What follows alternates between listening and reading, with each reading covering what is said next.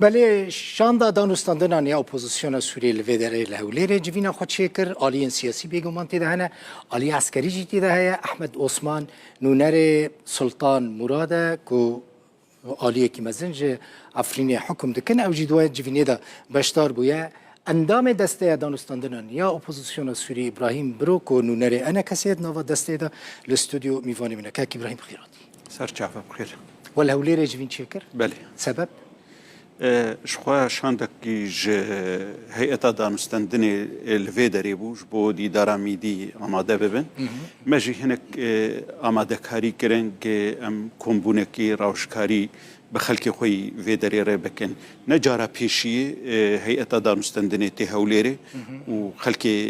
ما يعني وقت سوري عام طيبت جبر هجمار مثلا خلک سوري كردن الویدری بري جهاد ديتن لي دوي دميدي جبو في ديداري نفسها توقيتي دي ما شويدن كومبونك تشيكر كومبونك فرابو قالك تشتيت هاتنا خافتن يعني تشتي روشا سوري توايجي روشا دفري كرديجي بتايبت بهتر برس لسر تشيبو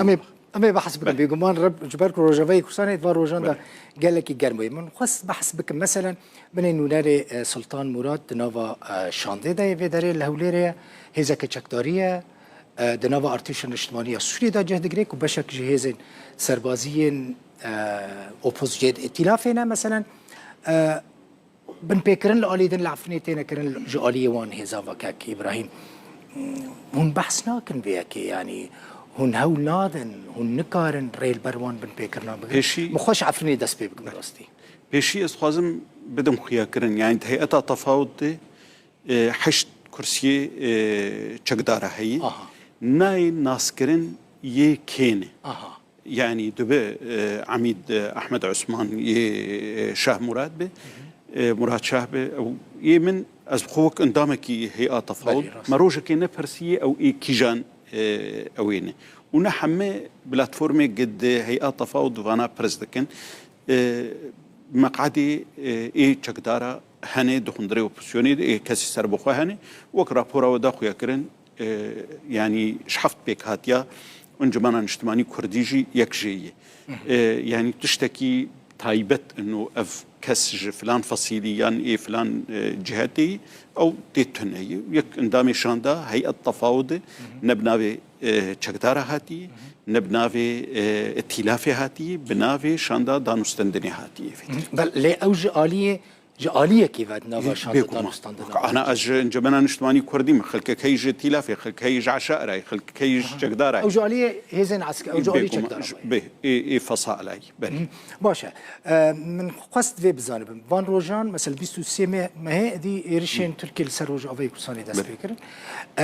هون فان ايرشان چواد بين افيريش بيغمان هون زان يعني دمك هنكي راوستي ابو هنكي راح تيجي تشيب والجم خلكي لي مخابن بشي تقينا انقري وك حرجاري تقينا كي تشتكي لتركيا تشيدبه يعني كردستان سوريا ضريباوي ددي وأف جارجي يعني مخابن جي مخابن يجي خلكي سيفيل يانجي جي خدمة جزارية تين أرمانش كرن اللي دياره حطاني اف وروشايا بيناس كرن انه اف اداره هي تيكليه وكادري بكاكي او نحو جي امفانتشتا دوباره بكن او لبرشعبي وامريكا هي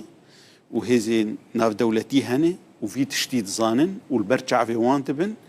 وحما الي جيت بجن تركيا جما في وي باراستنا سينوري خوبكي يما جبو باراستنا خلك يما يعني الراستي جوهرتنكي جدي لجمع شببه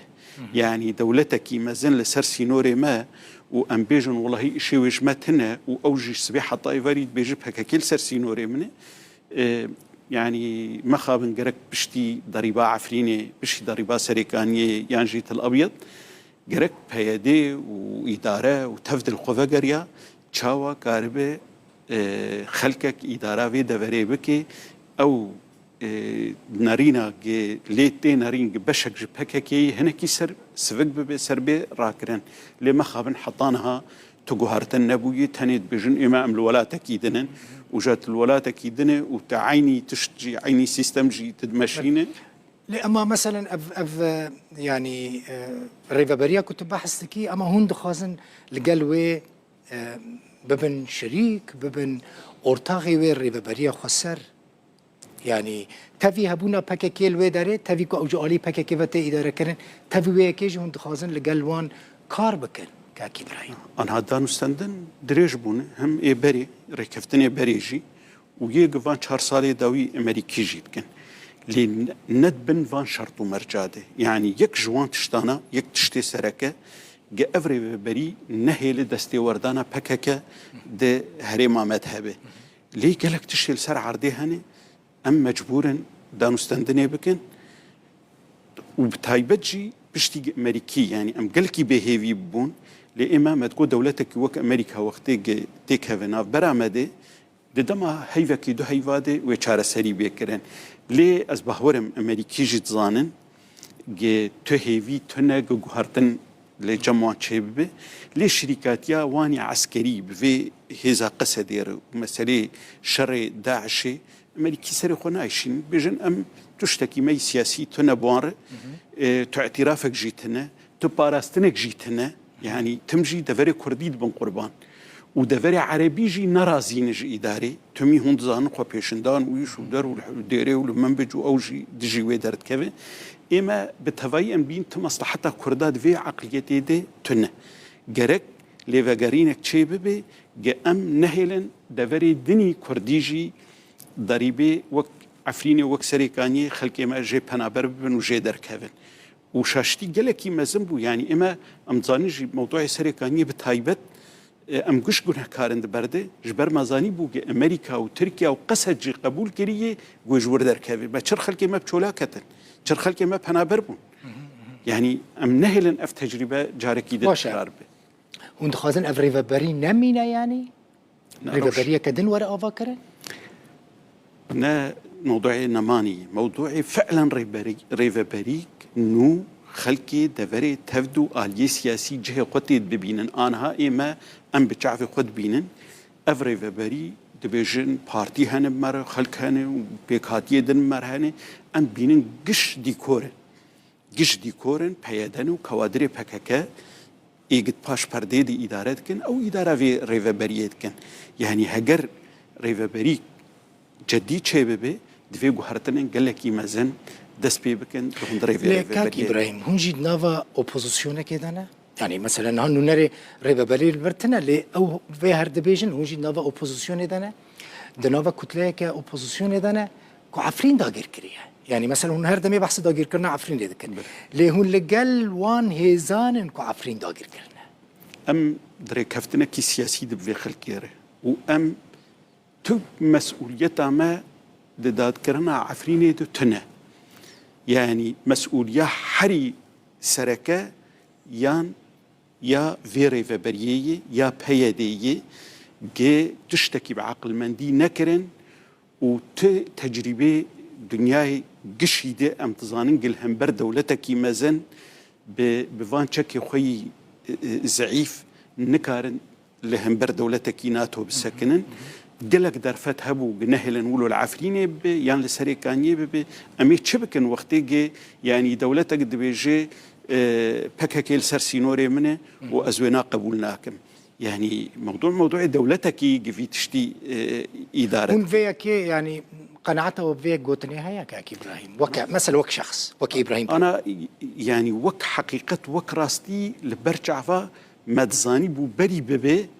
مادام في عقدية أو دكن مادام جه اف بارتي دهندري تركي دهندري برلمانات كاردكي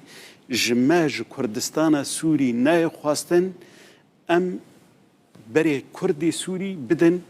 تركيا يعني بيد دسبيك 2011 2012 كاقدل بخوين نتهشت ام قوبيشندانا در كفن ديجي ريجيما سوري دغو و شر ما بكرن وك حمصي ودر على ما بي اوان هشت جه خرابتر ببي لدفري كردي جبر خواستن بری دوزا کردی یا گم 6 سالی لهم بر رژیم سوری برد کارو خبات گریه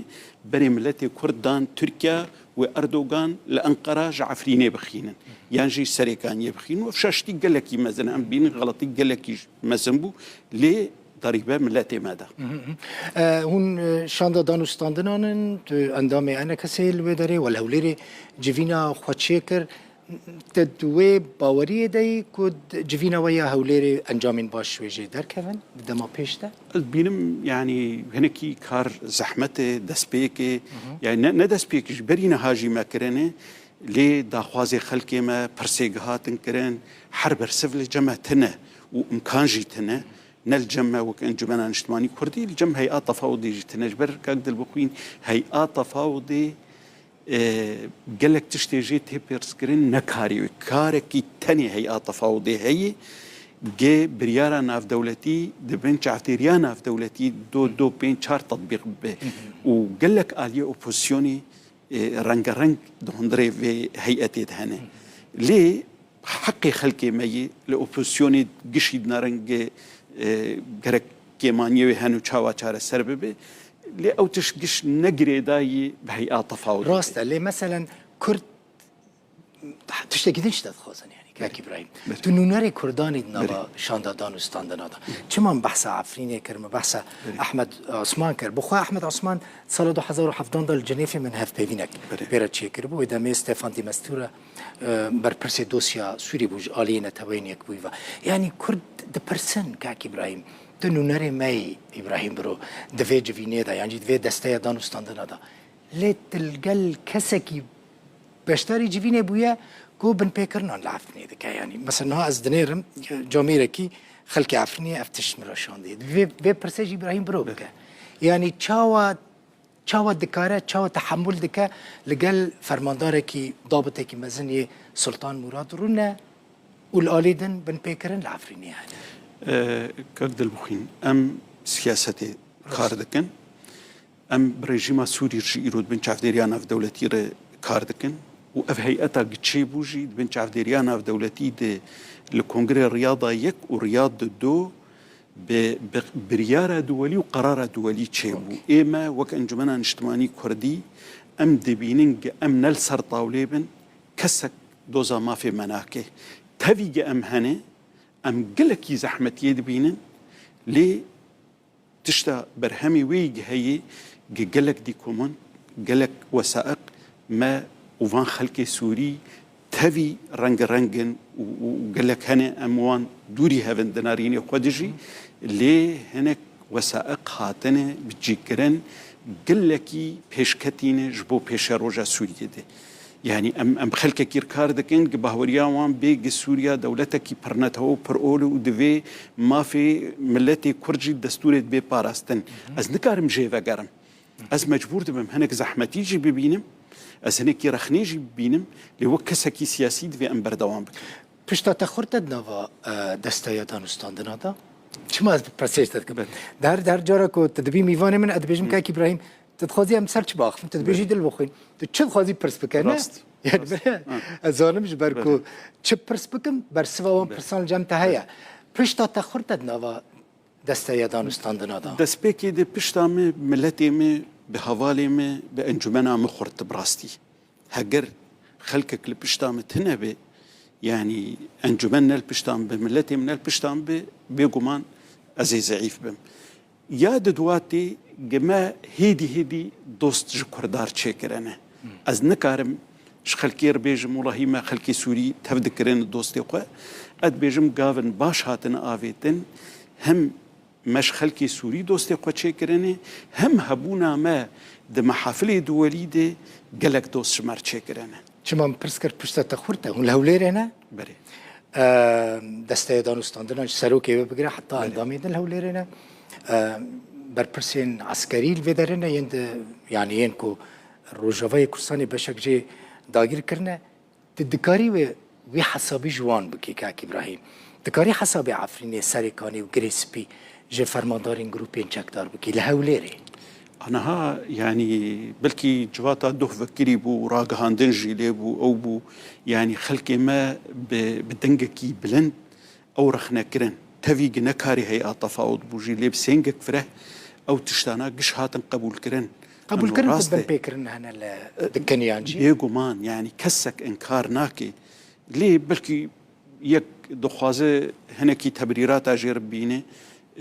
يعني ايماجي وقالك جيج هي انه نابي ام تبريراتا ببينن ام بيجن مادام لجم ريجيمي ولوي ولجم قسدي ولوي نا يعني خلقك بشورشك سوري ضرابو جبو ازاديا خوش بو كرامتا خوش بو مافي خو اجام انا ها تش روشكي خراب بخرابتر برهفدو بينن او شاشتي قالك مثلا شما مثلا ولا بيترجمين والتركي تشيز من كيماني الهوليرنا الكردستانية وندكارن جهن در بيتر حساب جوان جروبين شكتار بخازن بله كاقدر بخوين اوبوزيسيون سوري جيزانه والينا في دولتي جيزانن ام وكرد يعني تبي جهرما كردستاني ندولتك سر بخويه لي هيزكي خرط قوة البشتامية يعني تيكلية وان وديتني وان وقوي وان بقالينا في دولتيرة تهيلك هناكي أو قوة بجهيج ماجي قالك سباس إبراهيم برو عندما دسته دانستاندنان يا أوبوزيسيون سوري ميبانم قالك سباس سباس ممنون